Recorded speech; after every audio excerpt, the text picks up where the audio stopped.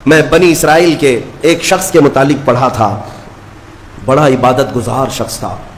وہ اپنے صوما کہتے ہیں جس میں عبادت کرتے ہیں، بنی اسرائیل کا وہ عبادت گزار شخص قریب 80 سال تک عبادت کیا اور باہر نہیں نکلا۔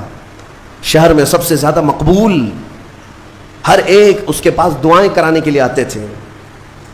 اتفاق سے اس گاؤں میں ایک گھر کے 4 بھائی تھے، وہ تجارت پر جا رہے تھے، ان کی تنہا بہن تھی گھر پر۔ چاروں نے سوچا ہم تجارت پر جا رہے ہیں، اپنی بہن کہاں چھوڑیں؟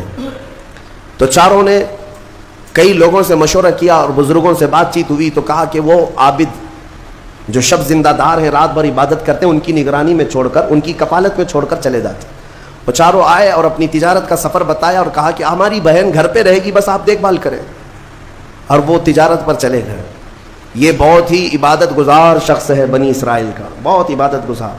چند دن گزرے تھے کہ نفس نے یہ باتیں باہر لانی شروع کی کہ پتہ نہیں وہ خاتون اندر اکیلی کیا کرتی ہوگی، بھائی بھی نہیں، ماں باپ بھی نہیں۔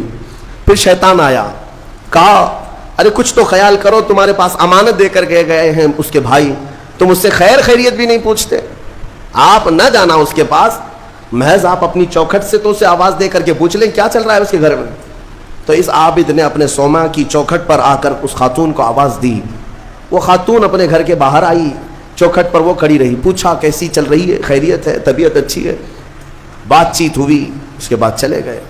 یہ پہلی بات چیت تھی جس کے بعد اس عابد کے دل میں بات کرنے کا جذبہ اور بڑھ گیا، خواہش اور بڑھ گئی۔ عورت سے بات کرنے کو آج نوجوان یہ سمجھتے ہیں یہ تو فرینڈلی ہے، ہم تو ایسی دوستی میں کر رہے ہیں، تمہیں پتہ ہے یہ بہانے ہیں دوستی اور فرینڈ شپ کے، یہ سب نفس امارہ کی تباہیاں ہیں جو تمہارے دل میں بار بار شہوت پیدا کرتا ہے۔ اب اس 80 سالہ عبادت گزار شخص کا حال یہ تھا، دوسرے دن صبح پھر سے باہر چوکھٹ پہ آیا، اس خاتون کو بلایا بات چیت کے لیے، وہ پھر بات چیت کرنے لگی، ادھر سے بھی بات ادھر سے بھی بات۔ چند دن گزرے کہ اب گھنٹوں بات ہونے لگی، خیر خیریت چھوڑو، گھنٹوں بات ہونے لگی، عبادت میں بھی فرق پڑ گیا۔ ایک خاتون کی طرف، ایک عورت کی طرف دل کا میلان بڑھتا چلا گیا۔ یہ نفس ہے، نفس ہے، جہاں پیٹرول ہو اور پھر آگ ہو، ایسا نہیں ہو سکتا کہ دونوں میں ایک بھی ادھر سے ادھر ہو جائے تو آگ نہیں لگے گی، بھڑکے گی نہیں میرے عزیزو۔ اس کے بعد کئی دن ایسے ہونے کے بعد شیطان ایک بزرگ کی شکل میں آ کر اس عابد سے کہا کیا کھڑے کھڑے بات کرتے ہو، اس کے گھر جاؤ، بیٹھو، تسلی دو اس کو۔ یہ عابد اپنے صوما سے 80 سال بعد باہر نکلا تھا اور اس خاتون کے گھر گئے، اور کھانا پینا ساتھ ہوتے ہوتے یہ نوبت یہاں آئی کہ زنا کر لیا۔ 80 سالہ عبادت گزار شخص زنا جیسی نحوست میں مبتلا ہو گیا، منہ کالا کر لیا۔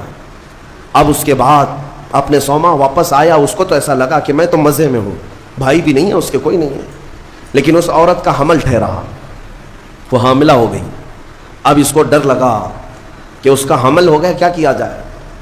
نفس بھڑکاتا رہا، شیطان بھی ساتھ دیتا رہا۔ شیطان آیا اور اس نے کہا کہ ایک کام کرو، اس کا گلا گھونٹ کر مار ڈالو ورنہ تمہاری بدنامی ہوگی۔ یہ عابد اس کے گھر گیا، رات کو اس کے ساتھ تنہائی پا کر کے اس کا گلا گھونٹ دیا اور عورت کو ختم کر دیا۔ قتل دوسرا گناہ، اور اس کے بعد اسی گھر میں گڑھا کھود کر کے دفن کیا، چوری کو چھپانا پھر سے گناہ، زمین کو صاف کر دیا۔ واپس اپنی عبادت گاہ میں آیا، جب وہ بھائی اس کی تجارت سے واپس آئے، پوچھا ہماری بہن کہاں ہے؟ تو یہ رونے دھونے لگا، کہا تمہاری بہن بڑی بیمار ہو گئی تھی، علاج کرایا، نہیں بچ سکی، انتقال ہو گیا، قبرستان میں میں نے دفن کروا دیا، اور جھوٹ موٹ ایک قبر کے پاس لے گیا اور کہا یہ تمہاری بہن کی قبر ہے۔ بھائی روتے رہے، اپنی تنہا اکلوتی بہن کو یاد کر کے واپس آئے۔ بات یوں ہی گزر گئی، لیکن نفس کی تباہ کاریاں چھپتی نہیں ہیں، یہ کالے کرتوت کبھی پوشیدہ نہیں رہتے۔ پھر ابلیس ان 4 بھائیوں کے پاس گیا اور کہا تمہیں پتہ ہے تمہاری بہن کہاں ہے؟ کہا وہ تو انتقال ہو گئی، اللہ کو پیاری ہو گئی۔ کون کہا؟ کہا اس عابد نے کہا وہ جھوٹ بولتا ہے، اس نے تمہاری بہن کے ساتھ منہ کالا کیا، زنا کیا اور گلا گھونٹ کر مارا اور اسی گھر کے اندر دفن کیا ہے، کھود کر دیکھ لو۔ ابلیس نے ان بھائیوں کو سب بتایا، اور جب ان بھائیوں نے زمین کھودی تو لاش سڑی گلی موجود تھی۔ اللہ اکبر! اب زمین کے پیروں کے نیچے زمین کھسک گئی۔ کیا اللہ والا ایسا بھی کر سکتا ہے؟ اتنا عبادت گزار؟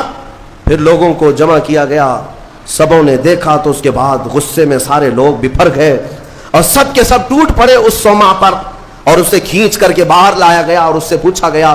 اخیر میں مار توڑ کے بعد اس نے اقرار کر لیا کہ ہاں میں نفس کے دھوکے میں آ گیا تھا, مجھ سے یہ گناہ ہو گیا ہے, غلطی ہو گئی ہے. ساری قوم نے مل کر اس کا چہرہ کالا کیا اور اس کو پھانسی پر چڑھایا. جب پھانسی پر لٹکانا تھا دنیا تماشا دیکھ رہی تھی, بچے تالیاں بجا رہے تھے, لوگ پتھر پھینک رہے تھے, لیکن اس وقت بھی سامنے شیطان آیا اور اس کا نفس بھی تھا. یہی نفس امارہ ہے. دونوں نے مل کر کے کہا کہ اے عابد اب بھی تیری حفاظت ہو سکتی ہے, بچ جائے گا تو, اس پوری بلا سے تجھے ہم نکال لیں گے. اس نے پوچھا کیسے؟ کہا دیکھ تو جتنی عبادت خدا کی کیا 80 سال, اس خدا نے تجھے کچھ نہیں رکھا, اس حالت تک لے آیا. کاش تو ہماری عبادت کر لیتا, ہمیں خدا مان لیتا تو چٹکی میں تجھے نکال لیتے. نفس کی سن لیا اس عابد نے, کہا صحیح بات ہے, اتنے سالوں تک خدا کی عبادت کرتا رہا پھر بھی پھنسا ہوں, کچھ بھی اچھا نہیں ہو رہا ہے میرے ساتھ, ایک غلطی ہوئی اس کی سزا ہی ہو رہی ہے. نفس صحیح کہہ رہا ہے. اس نے اپنے نفس کی مانی اور شیطان سے کہا تو ہی میرا خدا ہے, تجھ سے میں سجدہ کروں, مجھے اس بلا سے نکال لے. جیسے ہی اس نے یہ کہا شیطان تالیاں مارتا ہوا چلا کہ میرا کام مکمل ہو گیا. ادھر لوگوں نے اسے پھانسی پر چڑھا دیا. ابتدا آنکھوں سے شروع ہوئی, باتوں سے شروع ہوئی اور کفر پر خاتمہ ہوا.